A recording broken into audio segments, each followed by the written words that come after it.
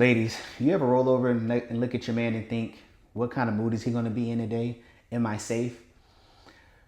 Your man, you don't know if he's going to be yelling at you or be angry, or he's going to treat you like a queen. You don't know if he's going to be mad because you didn't wash the dishes the way he liked, or he's going to be yelling at the kids. That you have to be on guard.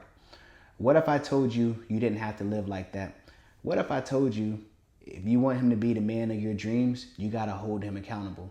But real talk, most women were never taught how to hold a man accountable. And real talk, most men don't know how to be held accountable.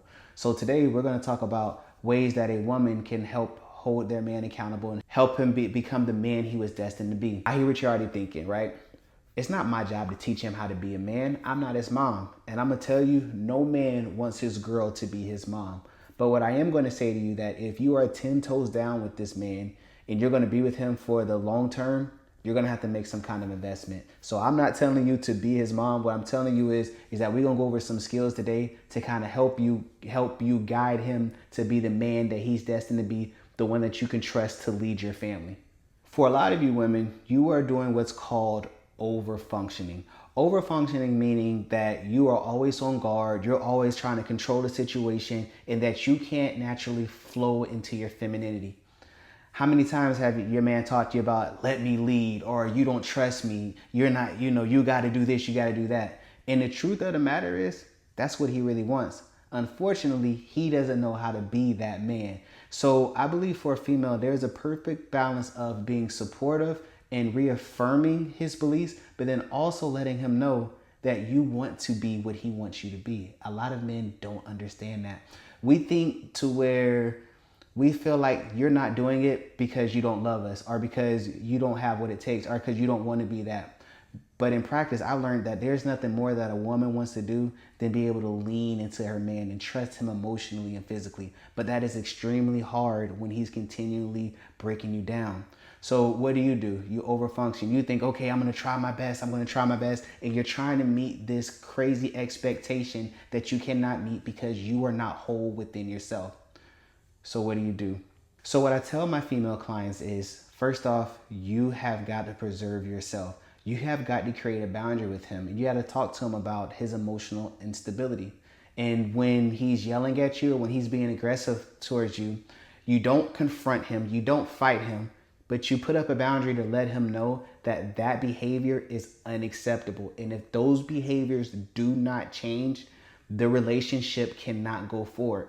And for a lot of women, it's scary. It's saying, wait, I'm going to leave my family. I've worked so hard.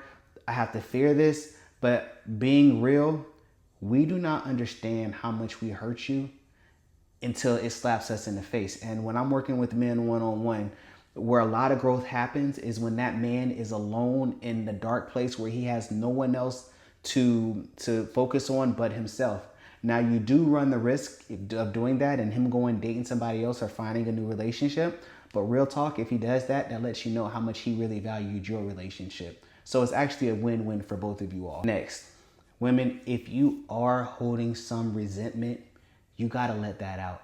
If you cannot give your all to somebody, you have got to tell them what's going on inside of you. And if you can't describe what's going on inside of you to him, as a licensed mental health counselor, I always suggest talking to a therapist or someone that you trust, somebody that you can get all that bent up resentment, all that tension out of your body. And when you're able to release that tension, you are able to give him what he deserves. But more importantly, you are able to give yourself what you deserve. That's living in your truth. That's living in your flow state. In therapy, or having someone to talk about, is such a great release for a lot of women, because often they are taught that they have to suck it up and they have to perform for their family. They have to show up. But if you watch my content, you know the first person that you have to show up for is yourself, not anyone else. Next, the scariest part of this, you have got to be ready to face the unknown.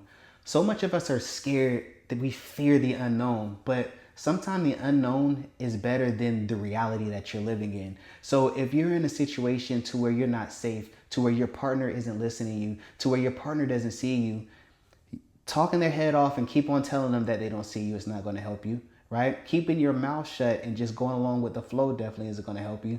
So you have got to explore all options. And exploring all options does not mean just getting up, packing up, and leaving.